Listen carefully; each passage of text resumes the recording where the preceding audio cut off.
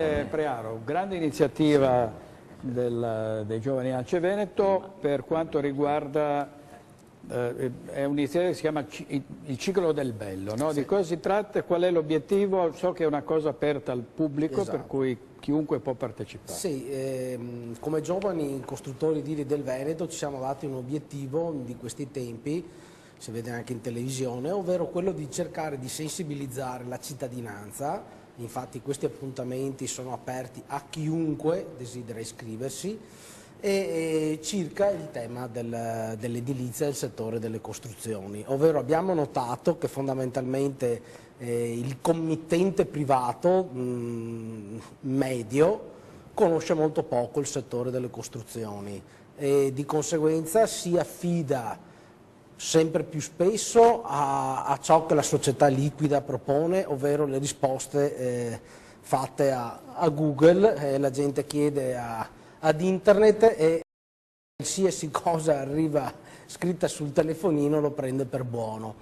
Oppure si affida al tecnico del paese, all'amico dell'amico e così via. Mentre il settore delle costruzioni richiede, torniamo a quello che dicevo prima, una grande conoscenza e una cultura, indipendentemente che una famiglia vada ad affrontare l'investimento della vita, la casa, un appartamento o un'azienda debba fare la propria nuova sede, ampliare, ristrutturare o comunque eseguire dei lavori.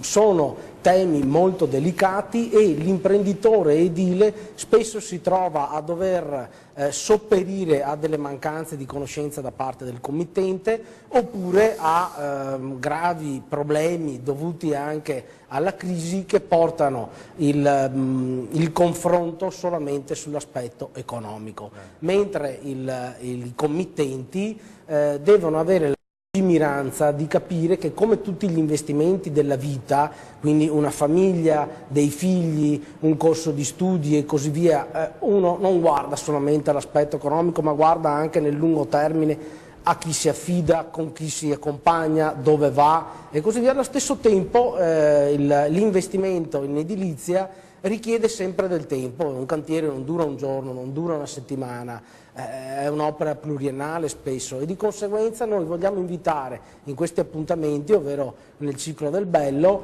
a ragionare attorno al cantiere, ragionare intorno alle costruzioni, ragionare attorno al ruolo del costruttore, del progettista e del committente. Mercoledì prossimo, il 12 di ottobre, noi saremo a Villa Emo,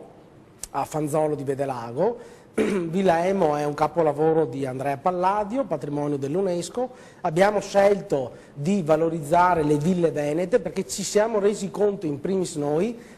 che spesso i veneti non conoscono il patrimonio culturale, cioè prendono l'aereo a 19 euro e vanno a Londra, ma non conoscono le ville palladiane, non conoscono la Riviera del Brenta, non conoscono alcuni capolavori. Di conseguenza noi proponiamo questi appuntamenti, ripeto, aperti al pubblico e gratuiti, ospitando anche naturalmente degli intellettuali e dei professionisti. Per esempio il 12 di ottobre, quindi mercoledì prossimo, saremo in compagnia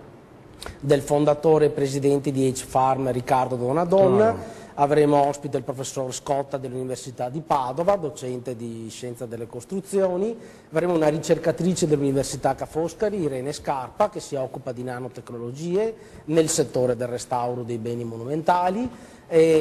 coadiuvati da un suo collega, il direttore del Corriere del Veneto, il dottor Alessandro Russello, e poi ci sarà Guido Beltramini che è direttore del Centro Internazionale di Studi Andrea Palladio di Vicenza. Queste sono le persone che devono accompagnare la cittadinanza, che uno faccia il pompiere, l'insegnante, l'avvocato, il maestro delle elementari, qualsiasi cosa, a capire come si deve affrontare, perché purtroppo tante cose vengono insegnate, però nella scuola non si danno questi insegnamenti. E come per guidare un'automobile si insegna